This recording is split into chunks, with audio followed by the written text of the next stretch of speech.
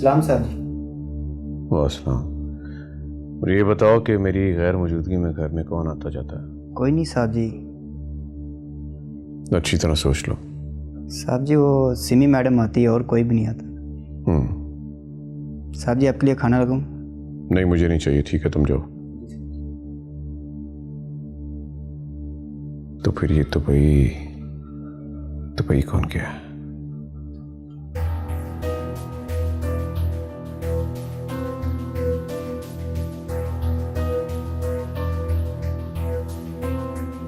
क्या वाकई हसन सच कह रहा है? उसे और मुझे अलग करने के लिए ये सारा खेल खेला गया था। लेकिन ऐसा कौन कर सकता है? अली और पापा हमें अलग करना चाहते थे। उन्हें ही हसन नहीं पसंद था। लेकिन वो दोनों इतनी बड़ी प्लानिंग तो नहीं कर सकते।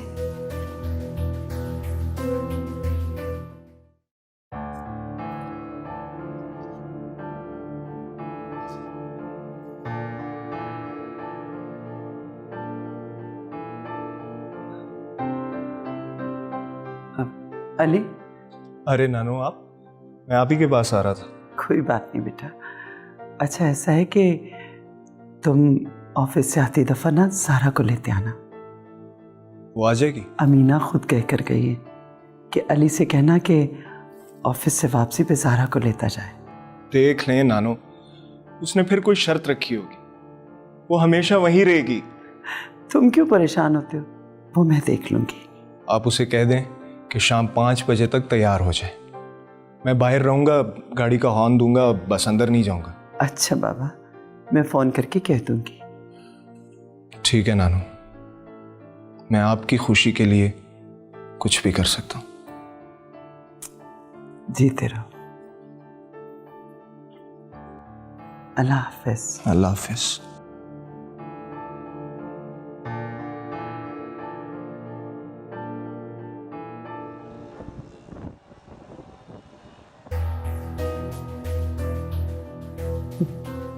क्या बात है जावेद, कुछ परेशान लग रहे हो? सर मुझे लगता है इब्रार साहब को हम पे शक हो चुका है। शक ही हुआ है ना, यकीन तो नहीं हुआ। सर आप इब्रार साहब को बड़ी अच्छी तरह जानते हैं, वो किस कदर सफाक और शातिर आदमी है। मेरी जान को भी खतरा है। मुझे मालूम है कि उसे सब कुछ पता चल चुका है कि नताशा मैडम भी हमारे साथ मिली हुई है। किस कदर तरस आ रहा है मुझे इब्रार हुसैन पर। कहने को तो बड़ा कामयाब बिजनेस की दुनिया का बादशाह है, लेकिन हकीकत में बड़ा काबिल तरस इंसान है। इसकी अपनी बीवी उसकी वफादार नहीं है। सर वो हमें जिंदा नहीं छोड़ेगा। अगर उसे मालूम हो गया नताशा मैडम के जरिए हमने वो बिल्ड उसके हवाले की है, तो मैं समझता हूँ हमारा बचना बहुत मुश्किल हो जाएगा। और नहीं, इस बात की उसे कानो कान खबर नहीं है। ये बात हम तीनों के अलावा और कोई नहीं जानता। हाँ, मैडम नताशा किधर हैं? आपकी सारी डिटेल इसके अंदर महफूज है। इसकी ये कॉपी साजिद को भी देना, ताकि उसे भी यकीन आए कि उसके जिगरी यार के करतूत क्या हैं। लेकिन वो तो इब्रार साहब के गहरे दोस्त हैं। तुम देखना जावेद, अब वही इब्रार हुसैन पर हाथ डालेगा और इब्रार हुसैन का अंजाम उसके अपनों के हाथों से होगा।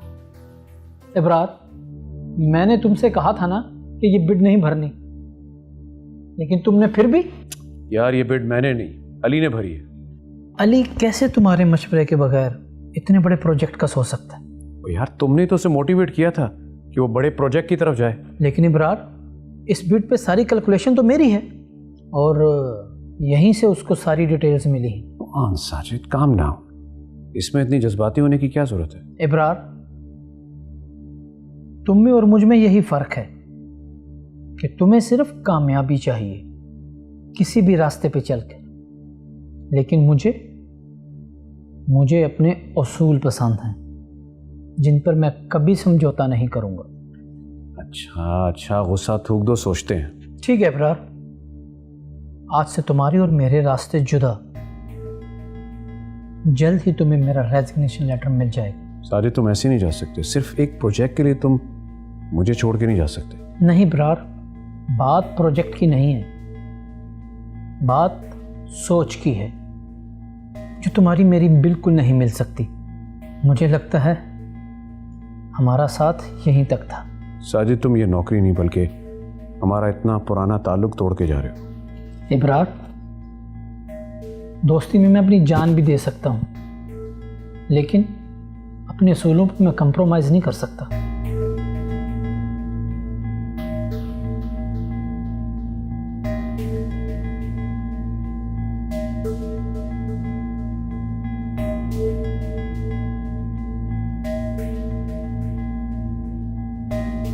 जी एहसान साहब, कैसे हैं आप? मैं ठीक हूँ। आप सुनाइए, कैसी रही आपकी फिल्म की शूटिंग? ज़बरदस्त एहसान साहब, थैंक यू सो मच। मतलब मुझे यकीन नहीं आ रहा कि इतना बड़ा प्रोजेक्ट मिला है मुझे। अरे हम इब्रार हुसैन की तरह थोड़ी हैं। हमने तो आप में छुपा टैलेंट पहले दिन ही भांप लिया था और हम चाहते हैं कि इस हीरे को तराश खराश कर काबिले दीद बना दिया जाए। वाकई आप मेरे लिए बहुत कुछ कर रहे हैं और मैं आपकी इंतहाई शुक्रगुजार हूँ। हम भी तो आपके परस्तार हैं मिस नताशा। ज़रा नवाजिए आपके एहसान साहब। तो फिर किसी दिन तशरीफ़ लाइए ना हमारे गरीब खाने को रौनक बख्शने। जी जी ज़रूर, क्यों नहीं। चलें नताशा जी, हम मुंतज़र रहेंगे आपकी आमद। Okay bye.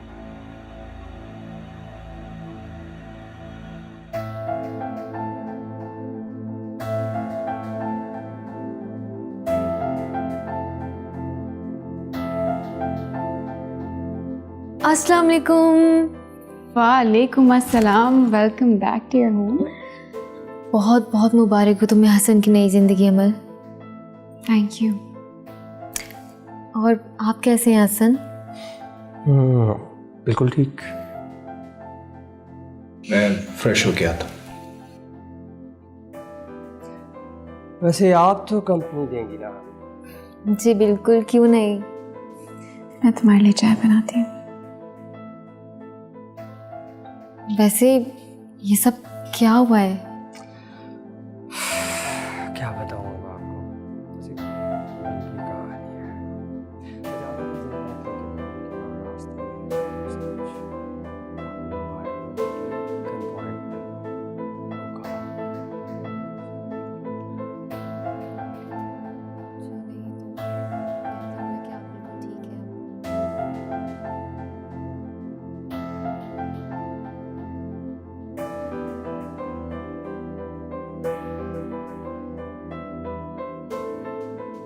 आइए आइए बेगम साहबा, आइए। Welcome home. हैरत है, आज आप पहले से घर में मौजूद हैं। मैं तो पिछले 5 दिनों से आपको मिस कर रहा हूँ बुरी तरह। सोचा आपको वेलकम करूँ, बहुत याद आ रही थी आप। कैसा रहा आपका फैशन शो? ओह फैशन शो अमेजिंग, बहुत अच्छा था। बस बहुत थक गई हूँ मैं। अमेजिंग, बहुत थक गई हो तो फिर एक काम करो ना मेरी जान, बेडरूम में जाके सो जाओ, मैं खाना वहीं भेज देता हूँ।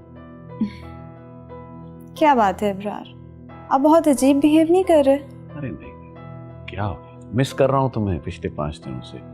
मीठा भी बनवाया तुम्हारे लिए, बस तुम जाके रिलैक्स हो, हर चीज़ कमरे में पहुँच जाती है। हाँ नहीं, मुझे भूख नहीं है, मैं खाना नहीं खाऊंगी। बस फ्रेश होकर सोना चाहती हूँ, मैं बहुत थक गई हूँ। अच्छा चलो ठीक है, जाके सो जाओ, डिनर कर लेंगे। हाँ जाओ।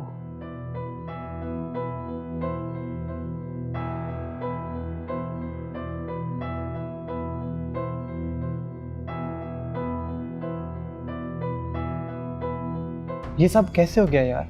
हसन जिंदा था? उसकी गुड लक है। लेकिन यार इतने महीने था कहाँ आखिर? कहता है कि किसी ने उसे अगवा करवा दिया था। झूठ बोल रहा है, ज़रूर कोई ना कोई बात होगी। और क्या बात हो सकती है? यार कहीं चला गया होगा खुद से और हमें ये सब कुछ बता रहा है। मेरा नहीं ख्याल कि झूठ बोल रहा है, ज़रूर कोई बात होगी। चलो मान लेते हैं, लेकिन अब क्या ये यहीं रहेगा? अमल को लेकर जाना चाह रहा है और इस प्रोसेस के होने तक इसी घर में रहेंगे दोनों। अच्छा चल छोड़ उसे। अच्छा ये बताओ फार्म पे कब जा रहे हैं? इतने दिन हो गए हमने चक्कर ही नहीं लगाया। कल चलते हैं। चल ठीक है यार अली, मैं चलता हूँ, कल ऑफिस में मुलाकात होगी। चल ठीक है। ओके।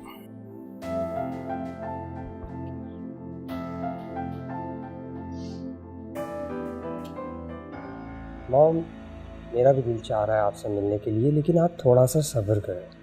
देखिए अंकल इब्रार हमारे वहाँ पे आने का बंदोबस्त कर रहे हैं।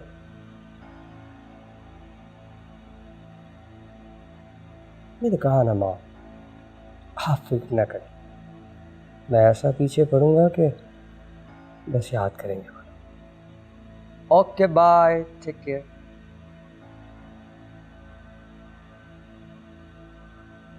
अरे कहाँ रह जाती है? मैंने मॉम से तुम्हारी बात करवानी थी। मैंने उनसे बात कर ली थी, आप घर पे नहीं थे। वैसे आप गए कहाँ थे? मैं दोस्तों के साथ। चाय पी ले। ओके लिसन, तुमने पेपर जमा करवा दिए?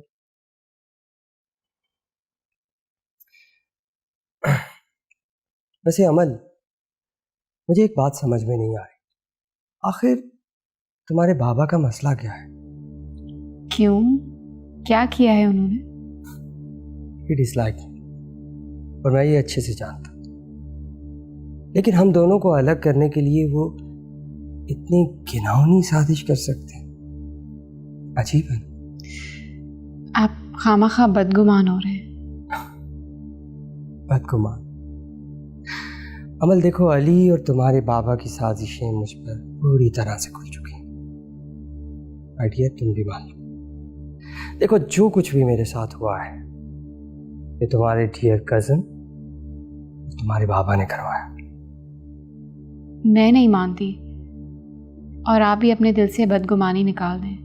वो लोग इतने जालिम नहीं हैं। ठीक, ना मान, वक्त आएगा तो सब पता चल जाएगा कौन जालिम है और कौन नहीं। ठीक ठीक।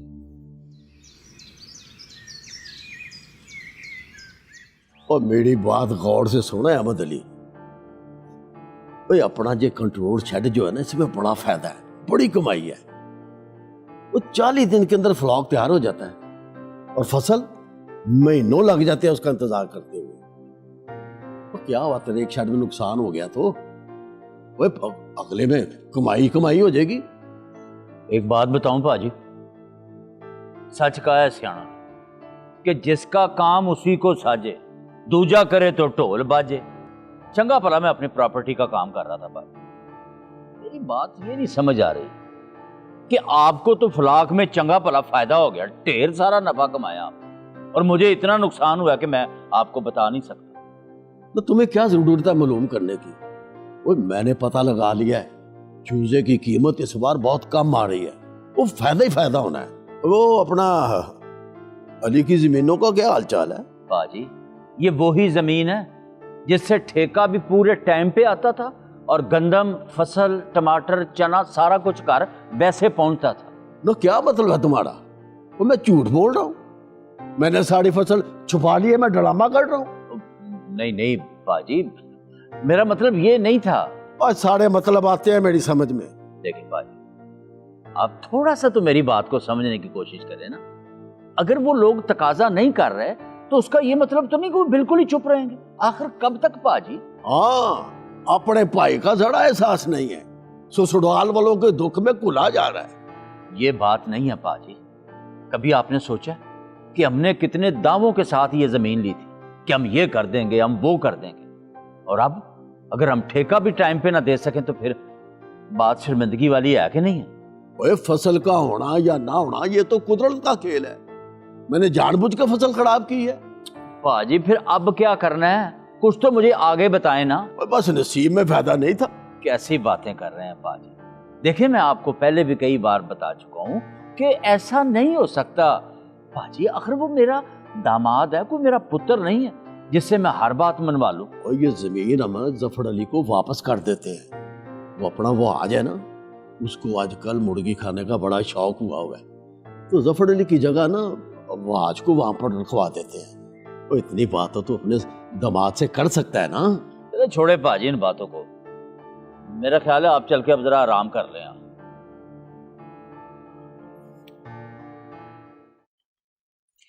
ये लीजिए माँ जी जूस। अरे फी अल्लाह के बंदे, कितनी बार तुझे समझाया कि मौसम बदल रहा है, ठंडा जूस मत लाया कर। तो क्या गर्म करके लाऊं माँ जी? ओ मेरे खुदाया, जूस को कौन गर्म करता है? अच्छा तो नहीं करते, मुझे लगा माइक्रो में कर सकते हैं। अल्लाह तुझे निकी की हिदायत है। अब जा और जाके मेरे लिए अच्छी सी चाय बना के ला। चलें ठीक है माँ जी, ये जूस मैं पी लेता हूँ और आपके लिए गर्मा गर्म चाय लेकर आता हूँ। अच्छा पी ले। अच्छा माँ जी याद आया, वो इस बार हमने राशन नहीं दिया, बहुत से लोग पूछ रहे हैं। अल्लाह, मेरे तो जहन से ही निकल गया था। असल में जफ़र अली के पास ठेका था ना, तब तक तो वक्त पे पैसे आ जाया करते थे और इन गरीबों के घरों में राशन भी चला जाता था। जब से कासिम अली को ठेका दिया है ना, उसने तो हद ही कर दी है। इब्रार आता है तो बात करती हूँ मैं उससे। अब उनसे क्या कहूँ जी? उनसे कुछ मत कहना, मुझसे पैसे लेना तो उन बेचारे गरीबों के घरों में राशन पहुंचा देना। जी ठीक है माँ जी। चल जा। अल्लाह मुझे माफ कर देना, मैं कैसे भूल गई ये सब।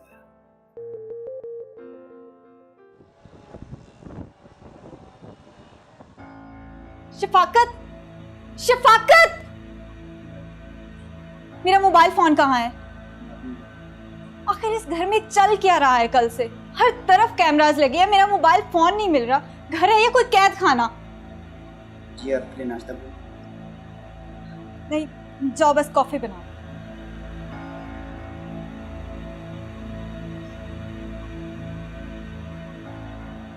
सर ये एहसान साहब ने आपके लिए एडवाइस भिजवाई है।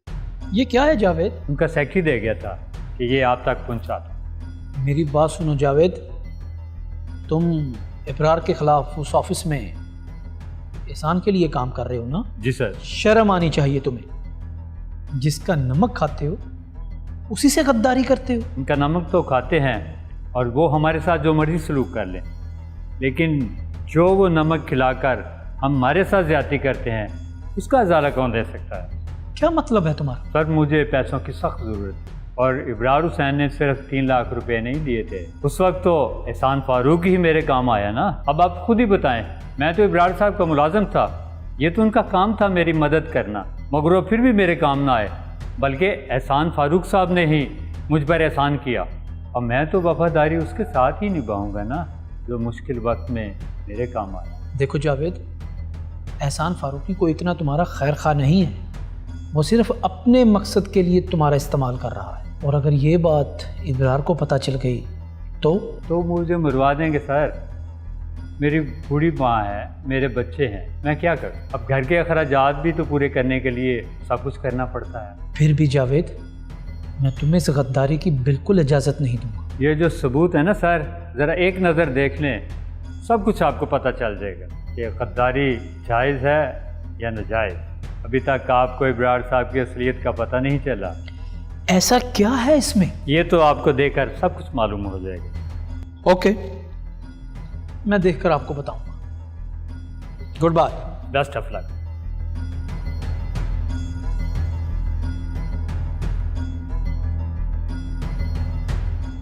शराजी, मुझे एक अहम काम के लिए जाना है, तो आज की सारी मीटिंग कैंसिल कर दो, मैं कल तक आ जाऊंगा। लेकिन सर आज तो बहुत अहम मीटिंग है और सर साजिद भी नहीं है। अरे इधर अली को बुलवा लो, मेरा जाना बहुत ज़रूरी है। ठीक है सर, आप बेफिक्र हो जाए, मैं सर अली को कॉल कर देता हूँ। हाँ ठीक है, तुम देख लेना और अली को भी समझा देना। ओके।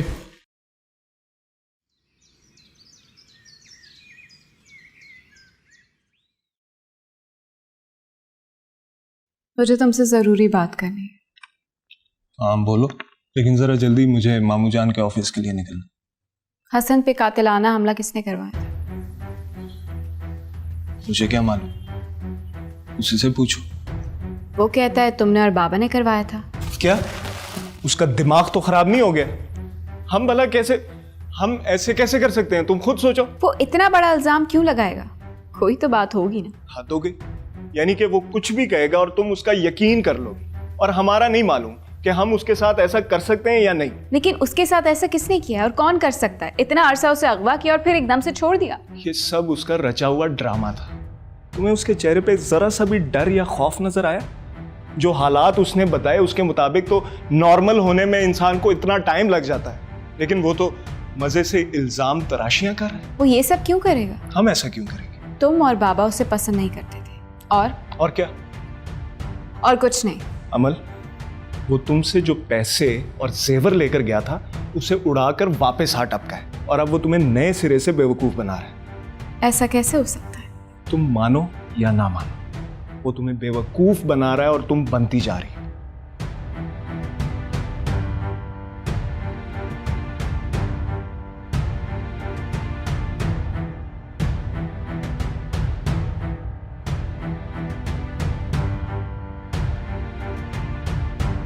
सर वो फ्लाईओवर का बिड ओपन हो गया और बदकिस्मती से वो प्रोजेक्ट भी इब्रार हुसैन के भांजे अली को मिल गया। बड़ा ही शातिर इंसान है ये इब्रार हुसैन। प्रोजेक्ट ले भी लिया और दुनिया के सामने छोड़ भी दिया है। जी सर, मान गए उसकी होशियारी को। लेकिन एहसान अहमद भी इतनी आसानी से ये प्रोजेक्ट से ले जाने नहीं देगा। सर अब क्या करेंगे आप? अब इब्रार हुसैन के खिलाफ हमें अपना आखिरी हरबा इस्तेमाल करना है। देखना ये वार कितना कारी होगा इब्रार हुसैन के लिए। जी सर। साकिब, अली के सामने अब हकीकत खोलना शुरू करो। अब वक्त आ गया है। वैसे भी इब्रार हुसैन जज्बाती तौर पर बहुत कमज़ोर हो चुका है। उसके पास अब साजिद का साथ भी नहीं है और बीवी की बेवफाई भी उसके सामने खुल चुकी है। एक चोट खाए हुए शेर की तरह बिलबिलाता हुआ इब्रार हुसैन। नहीं सर, अभी तो वो फ्लाईओवर के प्रोजेक्ट की वजह से बड़ा खुश होगा और खुशियां मना रहा होगा। नहीं भाई, वो अपनी बीवी की वजह से कोई खुशी नहीं मनाएगा।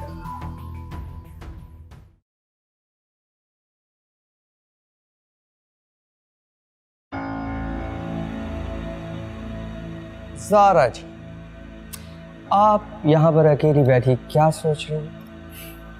कुछ नहीं, मैंने क्या सोचना है, बस बोर हो रही हूँ।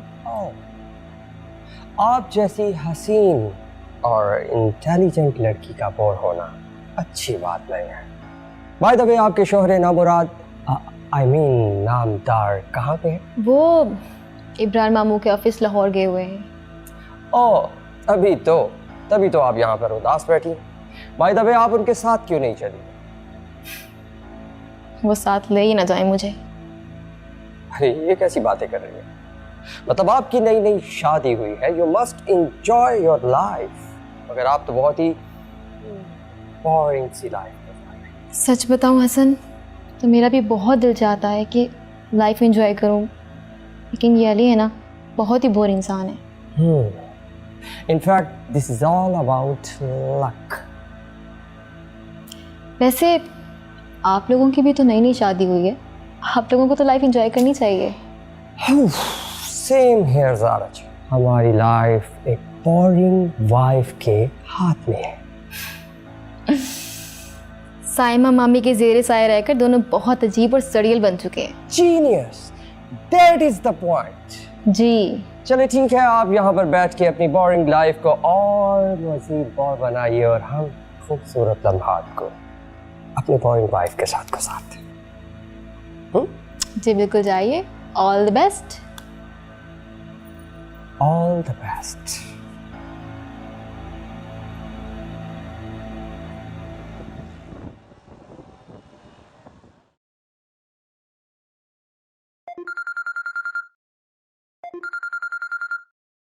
हेलो जी मामू जान। कांग्रेचुलेशन अली, हमें फ्लाईओवर वाला प्रोजेक्ट मिल गया। Really wonderful. ये तो बड़ी जबरदस्त खबर है। हाँ भाई, पहली तुम्हारी बड़ी कामयाबी। तुम्हें बहुत बहुत मुबारक हो बेटा। थैंक यू मामू जान। चलो मैं शाम तक वापस आ रहा हूँ। और तुमने मीटिंग अटेंड करनी है? जी मामू, बस इसी की रिपोर्ट फाइल कर रहा हूँ। गुड। चलो फिर कैरी ऑन। वापसी में अल्लाह ने चाहा तो मुलाकात होगी। टेक केयर बेटा। हाँ जी मामू, अल्लाह हाफिज। अस्सलाम वालेकुम। वालेकुम अस्सलाम। आइए जावेद साहब। सर, किसी चीज़ की ज़रूरत तो नहीं? नहीं नहीं, थैंक यू सो मच। ठीक है सर, अगर किसी चीज़ की ज़रूरत हुई तो ज़रूर बता दीजिएगा। हाँ जावेद साहब, मुझे याद आया कि ये साजिद अंकल ने जॉब क्यों छोड़ दी थी? आपको इब्रार साहब ने नहीं बताया सर? वजह तो नहीं बताई। ये आप ही की वजह से उन्होंने जॉब छोड़ी थी। क्या मेरी वजह से? सर, वो नहीं चाहते थे इस फ्लाईओवर की बिड भर दी जाए, लेकिन फिर भी आपने बिड भर दी। लेकिन बिड तो मैंने मामू जान के कहने पर ही भरी थी। इब्रार साहब तो ये प्रोजेक्ट हर हाल में लेना चाहते थे। साजिद साहब के ख्याल में फ्लाईओवर की डिमोलिश होने की वजह और उसके तमाम मुजरिम जब तक सामने नहीं आ जाते, इसकी दोबारा बिडिंग तो बिल्कुल नहीं होनी चाहिए थी। पॉइंट तो वो भी ठीक है, लेकिन मामू जान ने क्यों इस प्रोजेक्ट की वजह से इतना पुराना ताल्लुक तोड़ दिया? ये तो वही बता सकते हैं। वैसे उन्होंने पता लगा लिया था कि इस फ्लाईओवर की डिमोलिश के पीछे किसका हाथ था। यार ठीक है, मैं खुद बात कर लूँगा। ओके।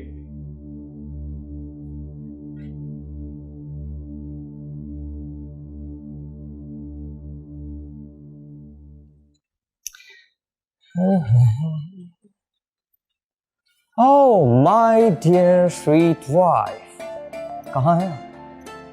मैं तो यही हूँ, बस दादू का बीपी चेक कर रही थी। यार इनफैक्ट मैं चाह रहा था कि हम कहीं आउटिंग पे बाहर जाते। बहुत दम घुट रहा है मेरा यार। नहीं, दादू का बीपी और शुगर दोनों बहुत हाई है। मैं उनके लिए मेडिसिन लेने जा रही हूँ।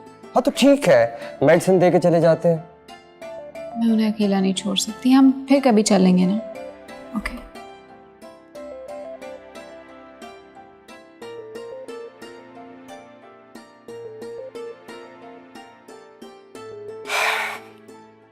शफाकत, शफाकत, ड्राइवर को बोलो गाड़ी निकाले, मुझे कहीं जाना है। बाहर तो ना कोई ड्राइवर है और ना कोई गाड़ी। क्या मतलब बाहर गाड़ी नहीं है, ड्राइवर नहीं है? साहब जी ने ड्राइवर को गाड़ी देकर अपने दूसरे घर भिजवा दिया है, अपनी बेटी के पास। क्या? ड्राइवर और गाड़ी भी नहीं है? आखिर ये इब्रार मेरे साथ कर क्या रहा है?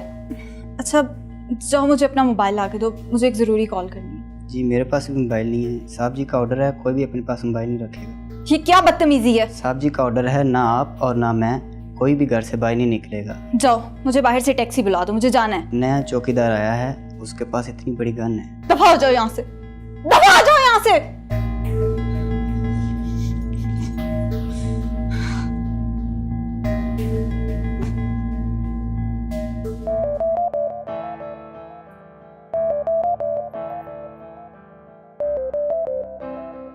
अरे आप अभी तक यहीं बैठे हुए हैं? आप तो अपनी वाइफ के साथ जा रहे थे। जा रहा था, बट शी इज बिजी। यहाँ पर रहने वाले सब लोग ऐसे ही हैं। अब तो आपको मान जाना चाहिए। हम तो मान चुके हैं जनाब, लेकिन एक बात की समझ नहीं आती। मतलब आप भी इसी घर में रहती हैं, लेकिन आप ऐसी क्यों नहीं है? क्योंकि मैं तो अभी अभी आई हूँ, लेकिन यहाँ पर रहने वाले लोग तो सालों से इस माहौल में रहकर सड़ियल बन चुके हैं। हाँ, तो क्यों ना हम इन तमाम सड़ियल लोगों के खिलाफ एक एहतजाज करें। मतलब आप और मैं, हम कहीं बाहर चलते। हम दोनों? ऑफ कोर्स हम दोनों जाएंगे, घूमेंगे, खाएं पिएंगे। अगर आपको कुछ शॉपिंग करनी हो तो वो भी आप कर सकती। चलिए ठीक है, मैं नानो से पूछ आती हूँ। नो नो प्लीज, अरे बीमार है, बूढ़ी है, आप क्यों उन्हें डिस्टर्ब करती हैं? आप बस चलिए। ओके, तो मैं बस तैयार होके आती हूँ। That's great, take your time. लेकिन जब लड़कियां सजती संवरती हैं मुझे बहुत अच्छा लगता है।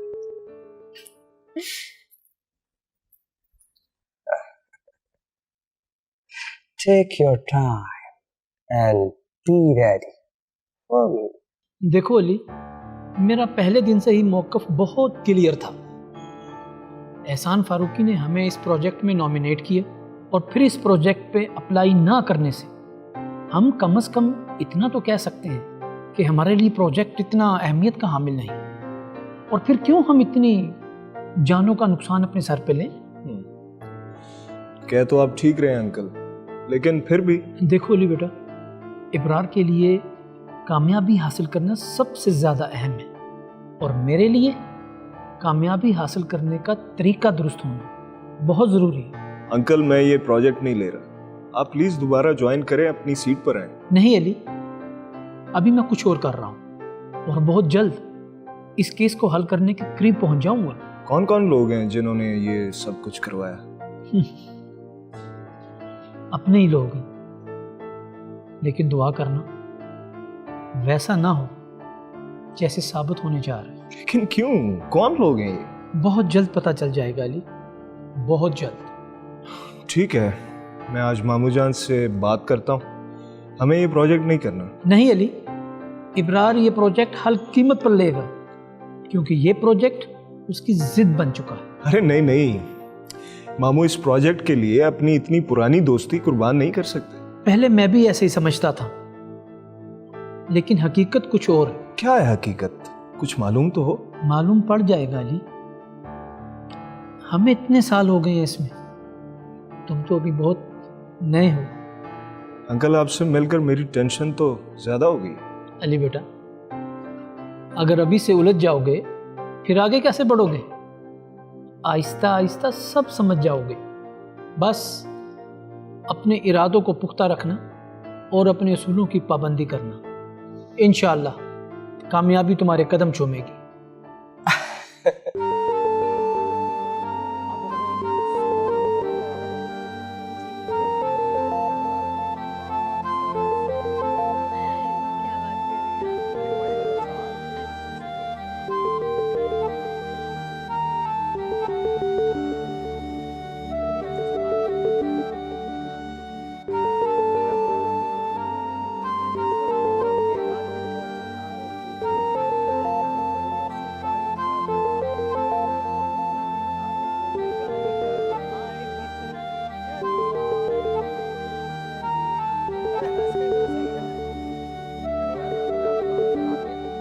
कैसा गुजरा बेटा आज का दिन?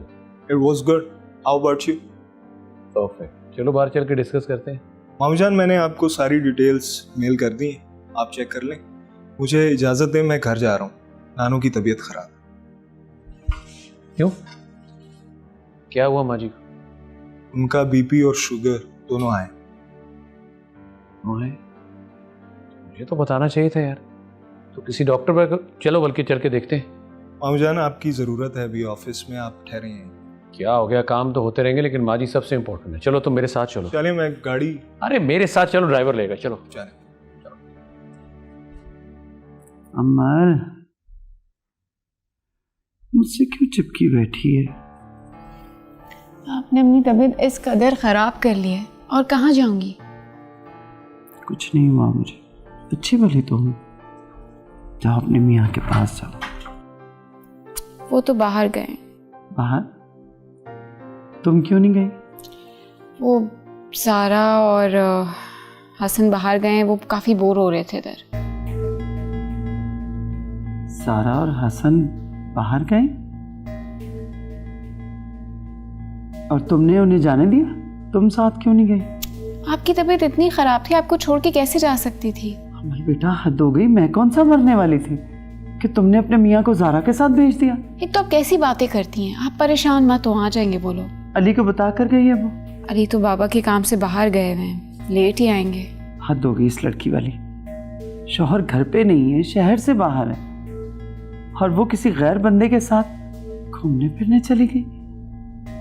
मुझे तो बहुत मायूब लग रहा है। मत परेशान हो, आ जाएंगे। अमल, आज तो तुमने बेटा ये कर दिया ना, आइंदा खबरदार कि आइंदा इनको कभी इस तरह से जाने दिया तुमने। और अभी फ़ोन करो और फ़ोन करके उनसे पूछो कि वो कहाँ हैं और बुलाओ घर पे फ़ौरन। जी दादा।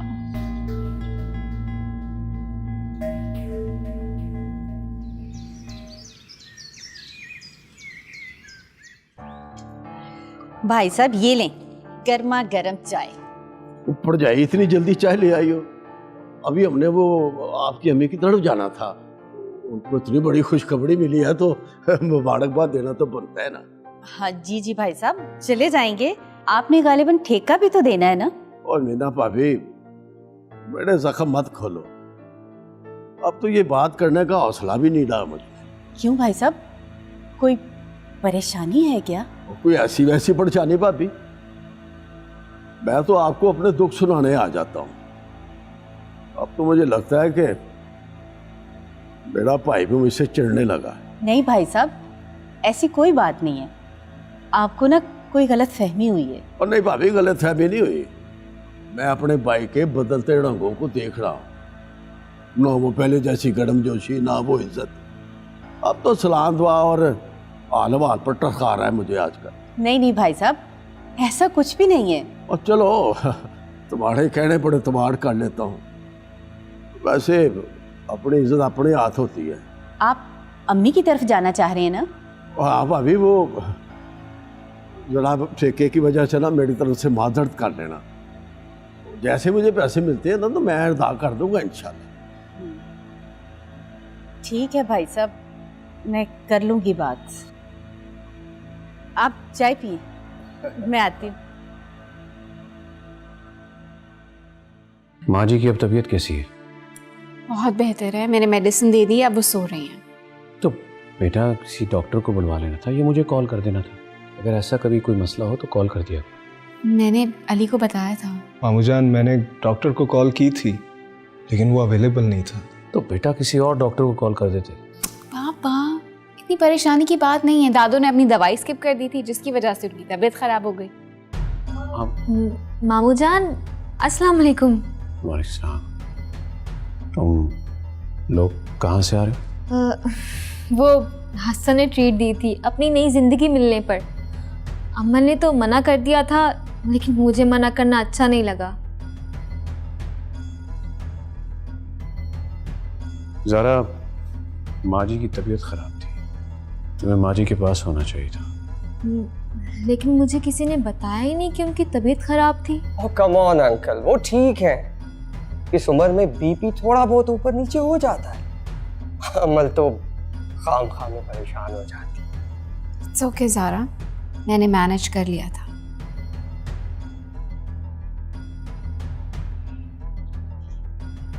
अरे अंकल क्या हो गया आपको? कोई सलाम नहीं, कोई दुआ नहीं, हालो अहवाल नहीं पूछा आपने और बस आते ही शुरू हो गए आप। क्योंकि मुझे अहवाल बड़ी अच्छी तरह से नजर आ रहे हैं। करता हूँ मैं बात। अरे यार तुम्हारे पापा का मसला क्या है? मेरे बाबा का कोई मसला नहीं है, यहाँ पे गलती आपकी है। ओके, मतलब मैं ही मसला हूँ इस पूरे घर में। ओके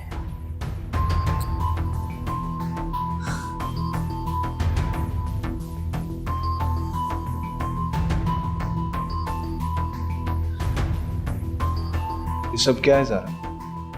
जब अमल उसकी बीवी उसके साथ नहीं जा रही तो तुम्हें क्या जरूरत थी उसके साथ जाने की? अली क्या हो गया है तुम्हें? अमल का मूड नहीं था, मैं घर पे बोर हो रही थी तो चली गई उसके साथ। ये क्या लॉजिक दे रही? तुम घर पे अकेली थी और बोर हो रही थी तो इसका मतलब है कि तुम किसी के साथ भी चली जाओगी। शट अप अली, वो किसी नहीं है, वो इस घर का फर्द है। वो सिर्फ अमल का शौहर है और तुम उससे दूर रहोगी, समझी?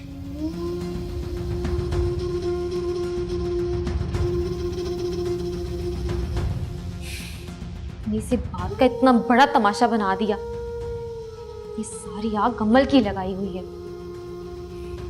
अमल तुम ना